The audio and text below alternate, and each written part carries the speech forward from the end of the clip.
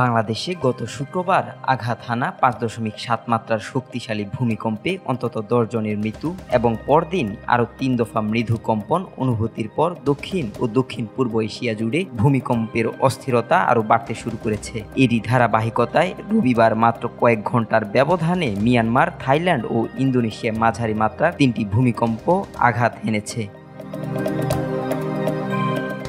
স্থানীয় সময় সকাল ১০টা ৩৯ প্রথম ভূমিকম্পটি অনুভূত হয় মিয়ানমার উপকূলে। রিখটার স্কেলে এর মাত্রা ছিল ৫.৩। মার্কিন ভূতাত্ত্বিক জরিপ সংস্থা ইউএসজিএস জানায় ভূমিকম্পটির উৎপত্তিস্থল ছিল মিয়ানমারের দাওয়ি শহর থেকে প্রায় ২৬৭ কিলোমিটার পশ্চিম দক্ষিণ পশ্চিমে আন্দামান সাগরে। কেন্দ্র ছিল মাত্র ১০ কিলোমিটার গভীরে, যা কম্পনের প্রভাবকে তুলনামূলকভাবে শক্তিশালী করে তোলে। মিয়ানমারের পাশাপাশি থাইল্যান্ডেরও কিছু অংশেও এই কম্পন অনুভূত হয়, তবে এখনও কোনো ক্ষয়ক্ষতি বা হতাহতের খবর পাওয়া যায়নি।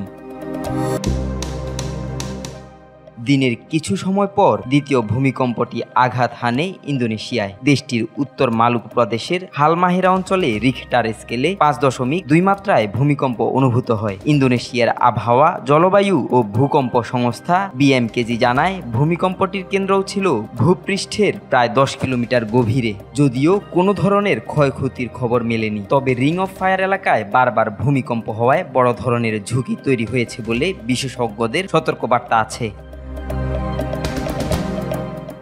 বাংলাদেশে শুক্রবারের বড় কম্পনের পর যে ৩টি মৃদু কম্পন অনুভূত হয়েছে তা মূল ভূমিকম্পের আফটারশক বলে নিশ্চিত করেছেন ভূমিকম্প গবেষণা কেন্দ্রের ভারপ্রাপ্ত কর্মকর্তা রুবায়েত কবির। বিশেষজ্ঞদের মতে সাম্প্রতিক এই ধারাবাহিক ভূমিকম্প পুরো দক্ষিণ ও দক্ষিণ পূর্ব এশিয়ায় টেকটনিক প্লেটে অস্বাভাবিক অস্থিরতার ইঙ্গিত দিচ্ছে। ফলে নিকট ভবিষ্যতে আরও বড় ধরনের ভূমিকম্প হওয়ার সম্ভাবনা উড়িয়ে দেওয়া যাচ্ছে না।